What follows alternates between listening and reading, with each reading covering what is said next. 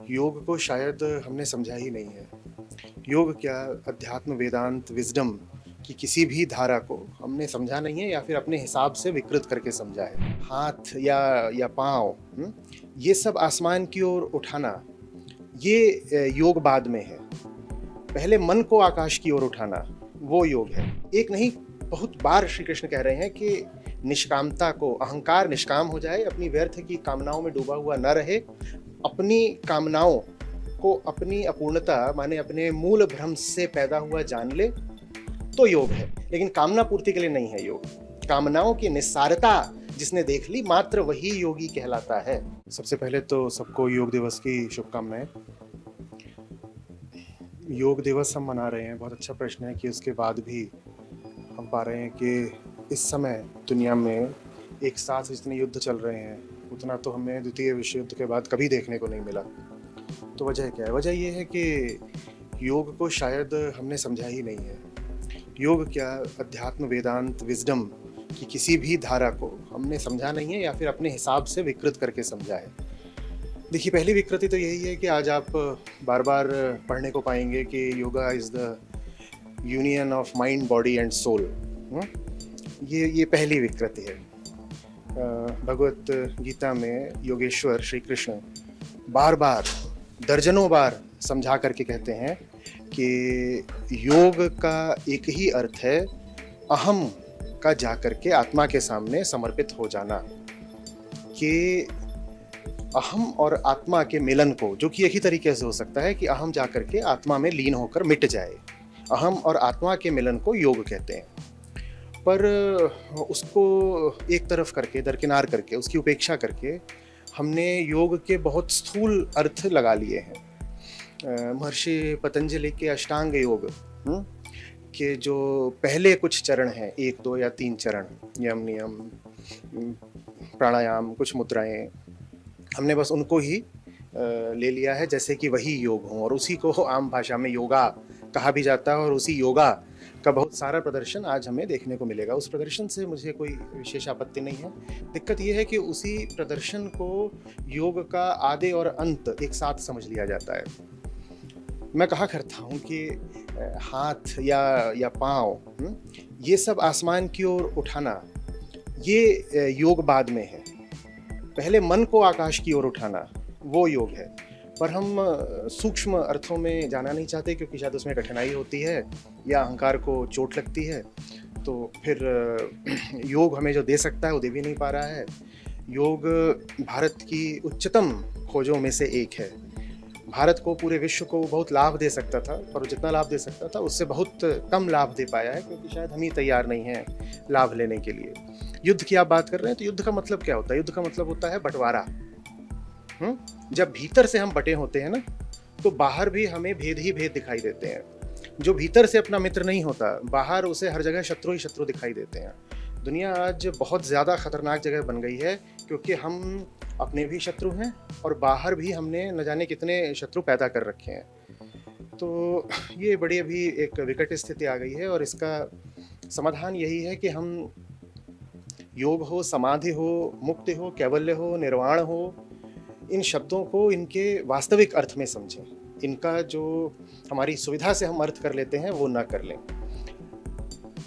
श्री कृष्ण एक बहुत ऊंची और बहुत रोचक बात कहते हैं भगवत गीता में। कहते हैं निष्कामता ही योग है। तो योग अगर आप अपनी कामना पूर्ति के लिए कर रहे हैं तो वो योग नहीं हो सकता। एक नहीं, बहुत बार श्री कृष्ण कह रहे हैं कि निष्कामता को, अहंकार निष्काम हो जाए, अपनी व्यर्थ की कामनाओं में डूबा हुआ न रहे, अपनी कामनाओं को अपनी अपूर्णता माने अपने मूल भ्रम से पैदा हुआ जान ले, तो योग है। जब तक अहंकार अपनी हस्ती में बहुत विश्वास रखता है, अपनी कामनाओं के पीछे दौड़ता ही रहेगा, तब तक योग नहीं हो सकता। और अगर हम योग का ही इस्तेमाल कामना पूर्ति के लिए करें तो बड़ी समस्या हो जाएगी ना।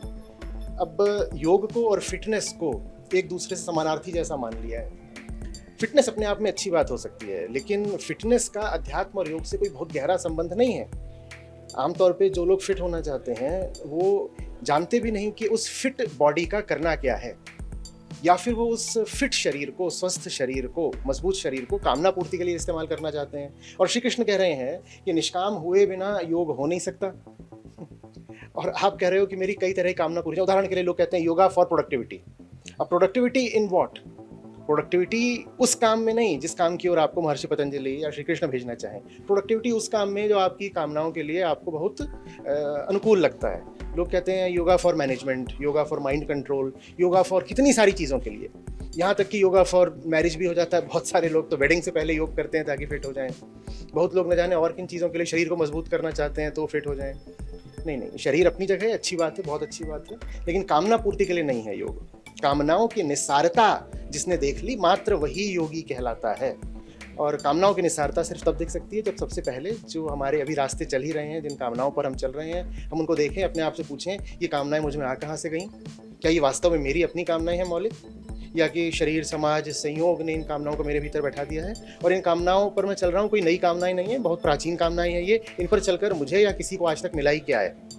आत्मज्ञान के बिना योग संभव नहीं है, और आत्मज्ञान के बिना यदि योग होगा तो उसका दुरुपयोग ही होगा और दुनिया उसी तरह जलती रहेगी जैसे हमें आज जलती दिखाई दे रही है। बहुत अच्छा है कि आप योग में रुचि दिखा रहे हैं, और उसके बाद मैं उनसे कहूँगा कि आपने अब शुरुआत अगर करी ही है तो आप वास्तविक योग तक जाइए, क्योंकि शरीर का योग नहीं होता जिसको हम अभी योगा मैट वाला योगा बना बैठे हैं, जो टीवी स्क्रीन वाला योगा है जिसमें आप शरीर की फिटनेस और तमाम तरह के आसन और मुद्राएं।